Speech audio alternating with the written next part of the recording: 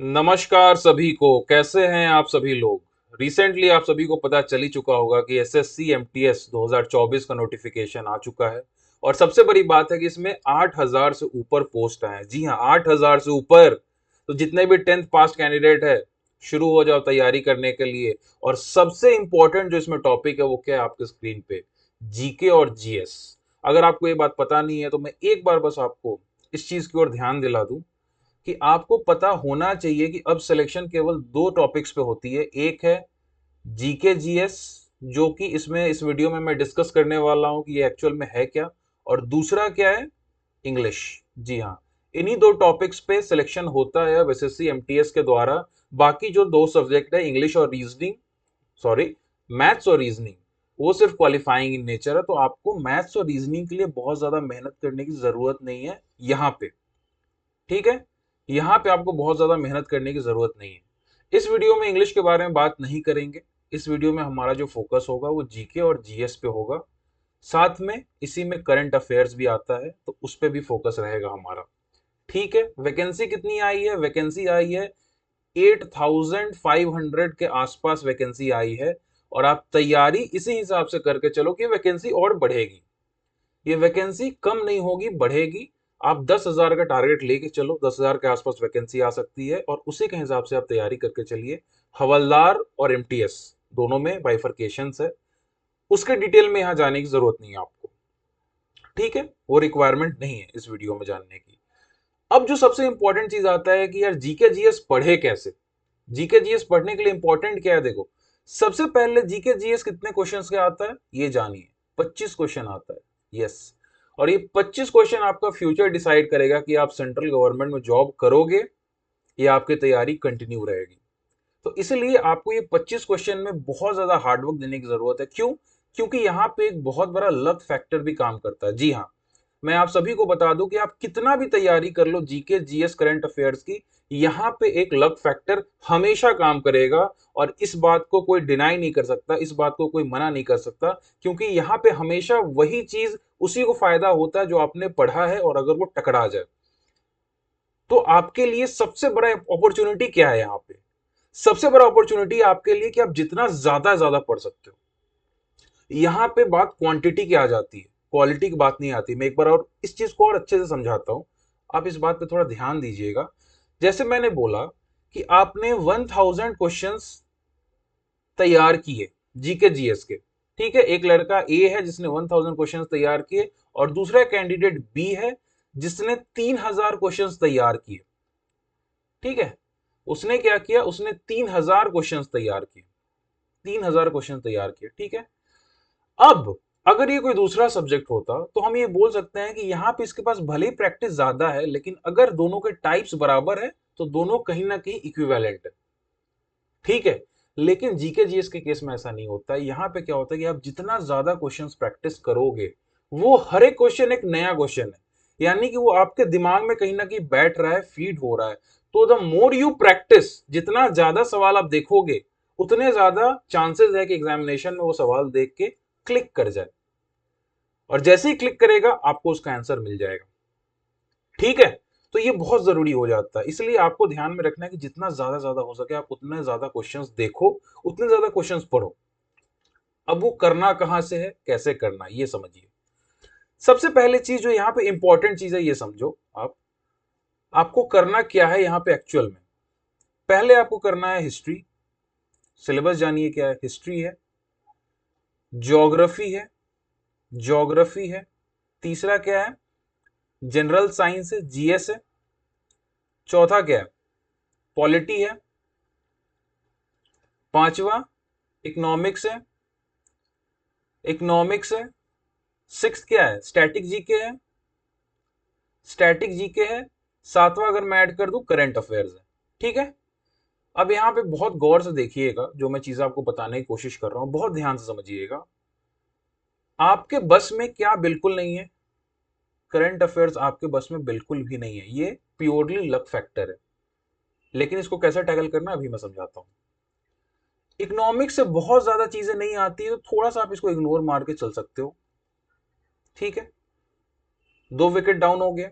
Polity, polity, क्योंकि ये SSC MTS का एग्जाम है, तो यहाँ पे पॉलिटी जो है वो बहुत बेसिक पूछे जाते हैं। बेसिक का मतलब क्या हो गया? बेसिक का मतलब हो गया सरफेस पे चीजें पूछी जाती हैं। ठीक है, तो जो इंपॉर्टेंट है, जो इंपॉर्टेंट यहाँ पे क्वेश्चंस आते हैं, उसको आपको यहाँ पे प्रीवियस ईयर क्वेश्चंस करना बहुत जरूरी है। Clear? Important previous year questions करना यहाँ बहुत इंपॉर्टेंट हो जाता है। क्यों? क्योंकि यहाँ पे बेसिक्स पूछा जाता है, सरफेस से पूछा जाता है, और जितना ज्यादा आप सरफेस पे जितने ज्यादा चीजों को कवर कर लोगे यहाँ पे, उतना आपको फायदा होगा पॉलिटी में।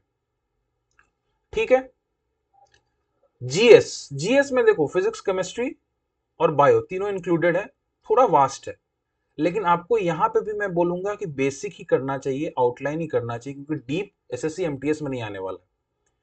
ठीक है, एसएससी एमटीएस में डीप नहीं आने वाला है। अब जो इंपॉर्टेंट दो चीजें हो जाती हैं वो है देखो हिस्ट्री और स्टैटिक जीके। इसके बारे में थोड़ा सेपरेटली बात करते हैं। ये दोनों बहुत इंपॉर्टेंट टॉपिक्स है। स्टैटिक जीके का मतलब क्या हुआ? Just a second. Static GK का बात करते हैं। अगर स्टैटिक जीके का मतलब क्या हो गया कि वो जीके, वो क्वेश्चन जो हमेशा कांस्टेंट रहने वाले हैं, विथ टाइम ये चेंज नहीं होते हैं। ठीक है, ऐसा नहीं है कि इंडिया का इंडिपेंडेंस ईयर अगर 1947 है तो आने वाले 2 साल में वो बदल जाएगा, नहीं बदलेगा। इसलिए आपको हमेशा स्टैटिक जीके पे ज्यादा फोकस किया जाता है, क्योंकि ये हमेशा आपके साथ रहेगा। अलग अलग एग्जामिनेशंस में भी ये और ज्यादा काम आते हैं। जितने ज्यादा एग्जाम आप दोगे, उतने ज्यादा एग्जामिनेशंस में आपको ये काम आएगा, उतना ज्यादा आपको ये चीज फायदा पहुंचाएगा। अब इसी में जो क्वेश्चंस बनते हैं स्टैटिक जीके में, जो बहुत इंपॉर्टेंट बन जाता है, वो हिस्ट्री के क्वेश्चंस बहुत इंपॉर्टेंट बन जाते हैं। यहीं पे जो क्वेश्चंस बनते हैं वो क्या है? ज्योग्राफी के क्वेश्चन स्टैटिक जीके के बहुत इंपॉर्टेंट बन जाते हैं। ठीक है, और यहीं पे जो क्वेश्चंस बनते हैं स्टैटिक जीके में, वो कॉन्स्टिट्यूशन के क्वेश्चंस बहुत इंपॉर्टेंट बन जाते हैं। ठीक, तो ये चीजें आपको बहुत अच्छे से करना है, बहुत अच्छे से करना है। ठीक है, अब आइए, अब क्या बच गया? ज्योग्राफी आपके नजर के सामने है, बेसिक क्वेश्चंस आते हैं यहां से भी, ज्यादा आपको इसके ऊपर ध्यान देने की जरूरत नहीं है। क्या करना मैं अभी बताता हूं। सभी चीजें खत्म हो गई, अब बच गया करंट अफेयर्स। देखो करंट अफेयर्स करने के लिए, करंट अफेयर्स करने के लिए दो तीन चीजें मैं बताऊंगा। एक तो आप मंथली पीडीएफ्स पढ़ो। ठीक है, मंथली पीडीएफ्स पढ़ सकते हो आप।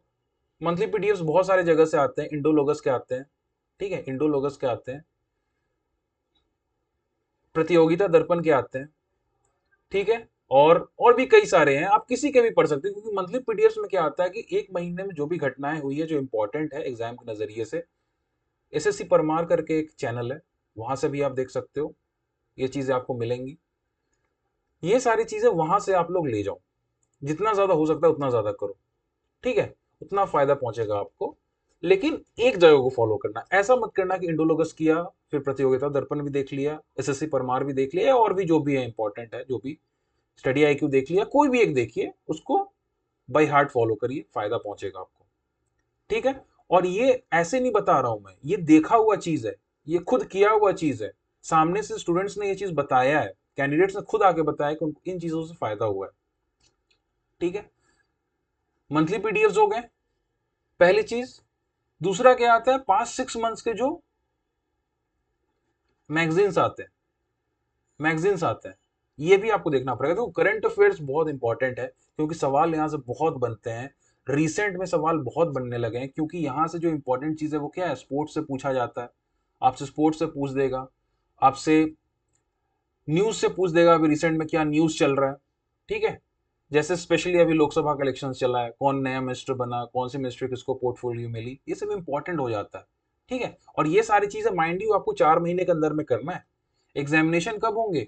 एग्जामिनेशन अक्टूबर में होने वाला है गेस, एक बार क्रॉस चेक करिएगा, एग्जामिनेशन अक्टूबर में होने वाले हैं। तो 3-4 महीने का वक्त है आपके पास सभी चीजों को अकम्प्लिश करने के लिए, तैयारी को मजबूत करने के लिए। सीट काफी है, आपको पता है, एक बार सीट ज्यादा आता है, फिर कम हो जाता है। तो अगर आप इस बार नहीं जा रहे हो फुल फ्लेजेड स्ट्रेंथ के साथ, इसका मतलब कि 25 के बाद फिर आप 26 की तैयारी करो, क्योंकि 25 में फिर वैकेंसी आना बहुत मुश्किल हो जाता है, क्योंकि एक बार जब वैकेंसी ज्यादा आ जाती है तो फिर 1 साल सूखा पड़ जाता है। ठीक है, यहां तक क्लियर है सभी को? करंट अफेयर समझ में आ गया आपको, क्या क्या चीजें होती हैं, कहां से देखना है, चीजें आपकी हो जाएंगी। ठीक है, जीके हो गया। सीए हो गया। क्लियर है चीजें? अब मैं एक चीज यहाँ पे आप लोगों को बताना चाहूंगा। रिसेंटली कुछ स्टूडेंट्स ने मेरे को एक बुक का रिकमेंडेशन दिया। जब मैंने उस बुक को देखा, मैं आपको ये बुक दिखाना चाहूंगा। पहले सभी को इस बुक को प्लीज देखिए। ये बुक को मैंने देखा, ये आपका one for all general knowledge guide है, ठीक है। ओसवाल पब्लिकेशंस का ये बुक है। मैंने ये बुक को अच्छे से पहले देखा, एक एक चीजें इसमें देखी, इसमें एक्चुअल में है क्या। ये उन एग्जाम्स के लिए बहुत ज्यादा अच्छा है जहां पे कि जीके का वेटेज बहुत ज्यादा है, बहुत ज्यादा वेटेज है वहां पे।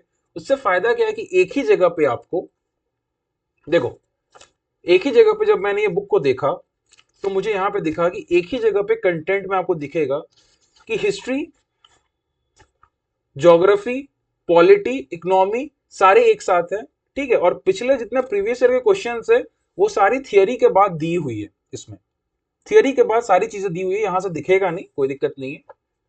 इसका मैं लिंक डाल दूंगा डिस्क्रिप्शन में, आप लोग एक बार जाके चेकआउट जरूर करना।